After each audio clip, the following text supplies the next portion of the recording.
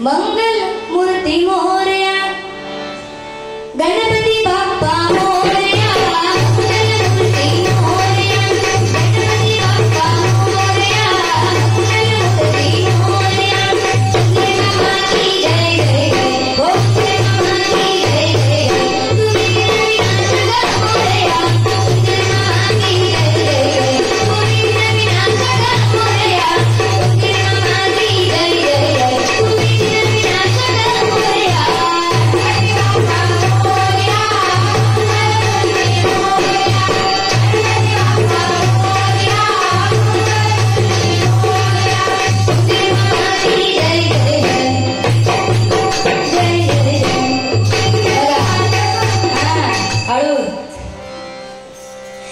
बघा बाप्पा जरी आपल्या घरात फक्त 10 दिवस जरी लिहिले, 11 दिवस लिहिले, 21 दिवस जरी लिहिले, तरी उंदीर मामा असे असतं जे प्रत्येकाच्या घरात असतात, बरोबर की नाही? हा, मग काय माहिती काय काय जण असे असतात आपले ते उंदीर म्हणजे काय ते आपल्याला त्या जीवात काय समजत नाही, बरोबर की नाही? आपण त्यांना ते काय कुरतडले की आपण एका गाळी घालतो, बरोबर की नाही? मी येलो म्हणा कुरतडून टाकले ना आमचा सगळा, काय समजत नाही. मग आपण काय करतो, त्यांचा कसे त्यांची विल्हेवाट लावायची आपण याचा विचार करतो, बरोबर आहे? जेव्हा तुमच्या काय आमच्या घरात पण ताच, पण गणपती येईल का म्हणणार गणपती बाप्पा मोरया, उंदीर मामा की जय. आणि प्रत्येकाच्या घरात बघावं ते विषाच्या गोळ्या असतील खाऊन मग, म्हणजे काय तो उंदीर जो असतो तो फक्त त्या 10 दिवस बाप्पा सोबतच पूज्य असतो, बरोबर की नाही? म्हणजे एरवीच्या दिवशी त्या उंदरात पण काय मान नाही म्हणतात, त्या उंदरात पण मान देवसो असतं. हा आपला रस्ता बघा ना, म्हणजे आजकाल बराच बघते मी की बरेच लोक म्हणजे पैठकीला वगैरे जातात, बरोबर की नाही? देवाच्या नामस्मरणाला म्हणजे काय ते दर गुरुवार त्यांचा रविवार ठरलेला असतो की ते जातात. आमच्या बाजूला एक काकी आहे, ती जातात बैठकी, दिवसभर 2-3 तास काय ऐकतात, ती ऐकणार घरी येणार तिनं पाल्यानं कोंबडी घरात गेली आणि कोंबड्याने जरा पसारा केलं दिसलो, जी तोंड फोडून गाळी घालता आणि म्हणतात ये बाई बैठकीसून इलं ना गे, नाही तो म्हणणार ती कोंबडी म्हणतात लय करत दोघी, पण तू जाऊन केलं काय, बरोबर की नाही? तुम्ही जाता कशाला, मग तुम्ही जाता काय चांगलं घ्यायला, आत्मसात करायला की नाही, की बाबा काय चांगलं काय वाईट हे घ्यायला जाता, ही घरा घेत नाही ह्याच्यात आता नाही तू कापता येत म्हणला, थांब तू फक्त गुरुवारी लो म्हणून थांब, रविवारी नाही तुला कापलाय तर हवा कशा. आता तिच्या जवळ ही कोंबडी सपलेली, ती दर गुरुवारी अशीच गाळी घालतात.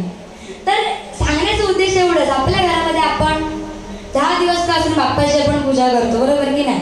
त्याचं वाहन मूषक म्हणजे कोण, तर उंदीर. त्याचप्रमाणे शंकरदेव म्हणजे काय, महादेवाचं वाहन कोण, नंदी बैल, बरोबर की नाही? माता त्या देवीचं वाहन कोण, सिंह वाघ, बरोबर की नाही? आणि आता हे आपला गणेशोत्सव झाला, आता नवरात्री नाही ना, सगळे चले गरबा घेऊन दांडिया. तर ह्याच असतात की आपण देवाची पूजा करतो, आपण देवाला स्मरतो, पण त्याबरोबर त्याचं जे वाहन आहे ते पण आपल्या घरात असतं, ते तर वर्षाच्या 12 महिने आपल्या घरात असतं. आपण त्याला कितीही हकलवण्याचा प्रयत्न जरी केला तरी ते काय जात नाही. मग बाप्पाच्या अनुपस्थितीमध्ये म्हणजे बाप्पा जेव्हा घरात नाहीये तेव्हा तुम्ही त्याची कशा प्रकारे त्याला वागवून देता हे सगळं बाप्पा जाऊन सांगता, लक्षात ठेवा. त्याच्यामुळे त्या उंदराची मात्र विठू म्हणून करू नको. म्हणून गणपती बाप्पा मोरया, मंगल मूर्ती मोरया, गणपती बाप्पा मोरया, मंगल मूर्ती मोरया, भोले मामा की जय जय जय, भोले मामा की जय जय जय, तुम्ही विनाशक मोरया, भोले मामा की जय जय जय, तुम्ही विनाशक मोरया, भोले मामा की जय जय जय, तुम्ही विनाशक मोरया.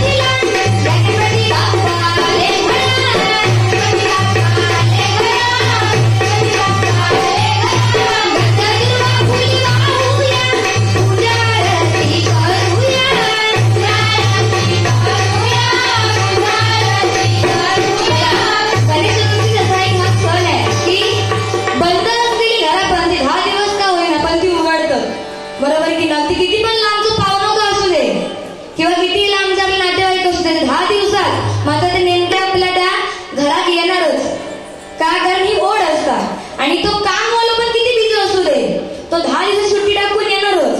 भले तो बॉसला मग काय पण सांगी की नाही, पण तो येणार. त्याचप्रमाणे बघा दुर्वा या गणपतीला अतिशय प्रिय आहे, बरोबर की नाही. आपण 10 दिवस देवाला दीप वाहून आपण त्याची पूजा करतो, आपण त्याला सांगतो, साकडं घालतो की जी काही सेवा आम्ही वेडीवाकडी तुझी केली आहे ती तू मान्य करून घे. आणि दुर्वा ह्या बाप्पाला प्रिय का, तर अल्लासूर नावाचा एक राक्षस होता आणि त्याचं स्वरूप जे होतं ते अगणित होतं आणि वर मागितलं देवाकडूनच. आणि नंतर मग तो इतर प्रजनांना इतर लोकांना त्रास देऊ लागला. आणि म्हणून काय केलं, ह्या सगळ्यासाठी त्याचा नाश करायचा कसा, म्हणून मग सगळ्या देवतांनी त्या गणेशाची प्रार्थना केली. त्या गणेशाची प्रार्थना केली म्हणून गणेशाने काय केलं, जाऊन त्याच्याबरोबर युद्ध केलं आणि त्याला गिळून टाकलं.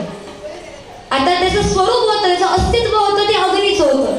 त्याच्यामुळे त्याला गिळून टाकल्याबरोबर त्याच्या अख्ख्या अंगाचा दाह होऊ लागला, म्हणजे त्याचं अख्खं अंग जळू लागलं. मग आता करायचं काय, मग ऋषी मुनींनी त्यांना दुर्वा वाहिल्या आणि त्या दुर्वा वाहिल्यापासून त्यांच्या त्या अंगाचा दाह जो होता, जी त्यांची आग होत होती त्यांच्या शरीराची ती शांत झाली. म्हणजे काय, दाह तो शमला त्यांच्या शरीराचा. आणि म्हणून तिथपासून गणेशाला या दुर्वा प्रिय आहेत.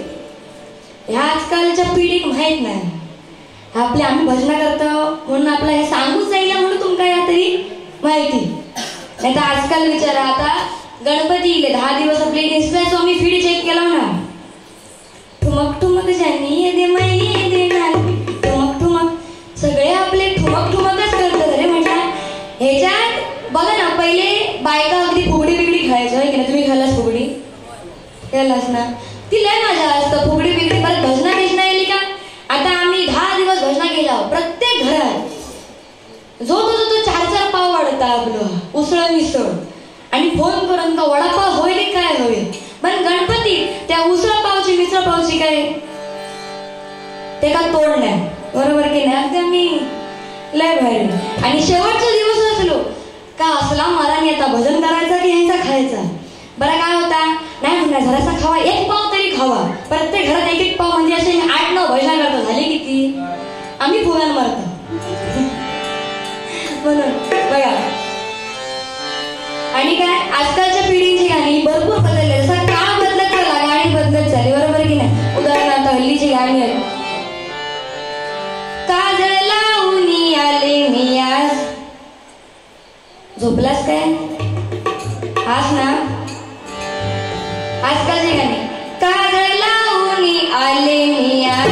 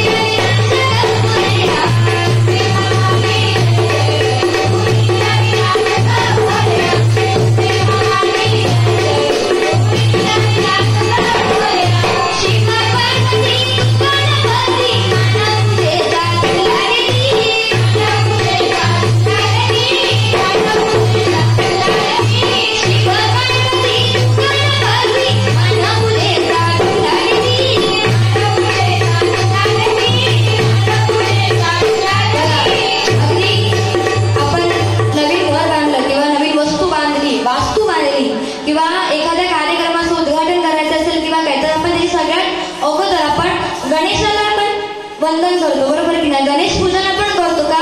कारण तो विघ्नहर्ता, आपण त्याला साकडं घालतो की आम्ही जी काही तुझी वेळी सेवा करू ती तू मान्य करून घे आणि आम्हाला तू बरकत दे, यश दे. आपण ती देवाला प्रार्थना करतो, बरोबर की? आम्ही काय म्हणते बघा, शिव पार्वती तू गणपती माना तुझे साथ लागली.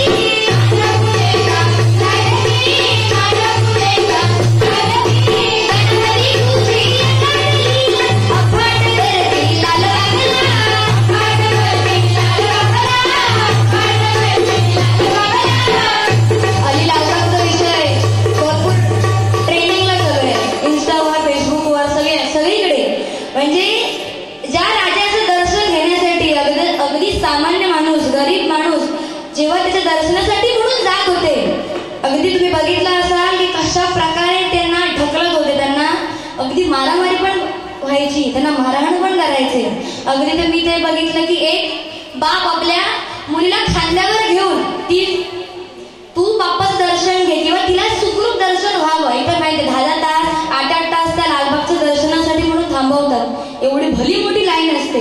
दर्शन तर सोपं असतं पण गर्दीच एवढी असते की दर्शन घ्यायचं कसं. म्हणून त्याने आपल्या मुलीला खांद्यावर बसवलं आणि त्या गणपतीच्या दर्शनासाठी म्हणून पुढे गेले. तर त्या बाईला ढकललं आणि नंतर मग त्यांना मारहाण पण झाली. आणि तिथे भांडण्यासारखं पण नाही, मरणाची गर्दी असते काय म्हणून भांडणार. आणि VIP दर्शन तुम्ही अगदी किती वेळ पण थांबा, त्याला काही बंधन नाही, बरोबर की नाही. म्हणजे काय तर सर्वसामान्यांचा तो बाप्पा नाही असं सरळ सरळ त्या पैशावाल्या किंवा श्रीमंत लोकांनी सांगून दिलं. पण बाप्पाची वेळ यायची होती, जेव्हा विसर्जन झालं तेव्हा त्या मंडळाने सांगितलं की जो मान त्याचा त्यालाच असतो, बरोबर की नाही. त्या बाप्पाची स्थापना केली कोळी बांधवांनी, त्या विसर्जनाचा मान पण कोळी बांधवांनी, पण पैसा तो जिंकला. अगदी पैसा लावून उबलत पैसा फेकला आणि ते मंडळ शेवटी अंबानीने आपल्या नावावर करून घेतलं, बरोबर की नाही. वर्चस्व कोणाचं तर अंबानीचं.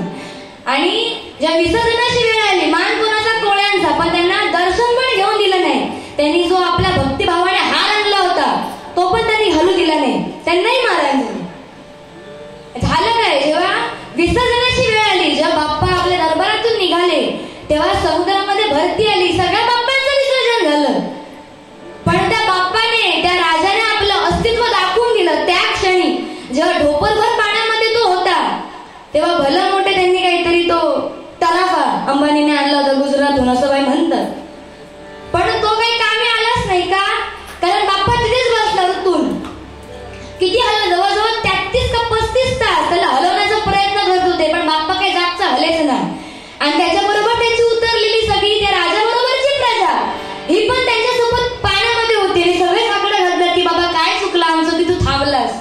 33 तास म्हणजे ज्या श्रीमंत माणसांनी त्या सामान्य माणसांना त्याचं दर्शन घेऊ दिलं नाही. भर पाण्यामध्ये तो राजा उभा होता का माझ्या प्रजेसाठी आणि त्याच्या सामान्य प्रजेसाठी. किती 33 तास. आणि इतिहासामध्ये असं पहिल्यांदा घडलंय.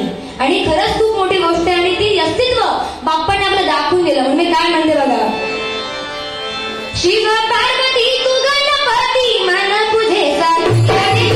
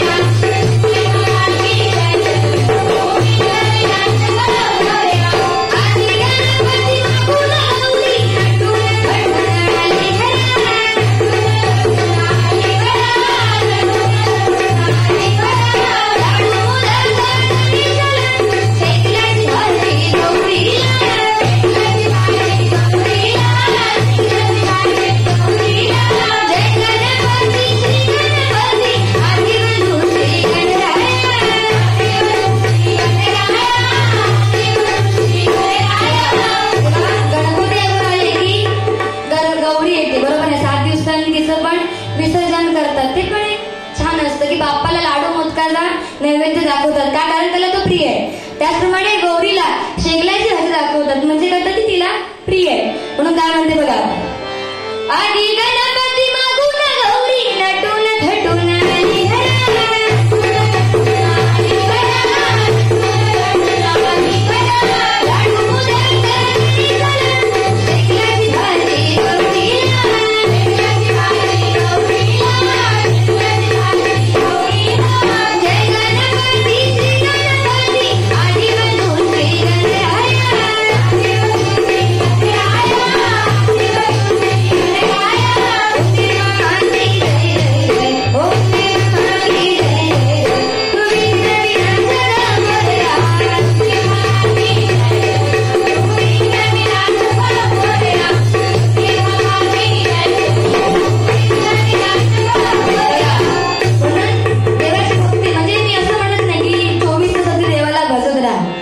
बघा. जिंकण्याचा मोह नाही, हारण्याचे भय नाही. जिंकण्याचा मोह नाही.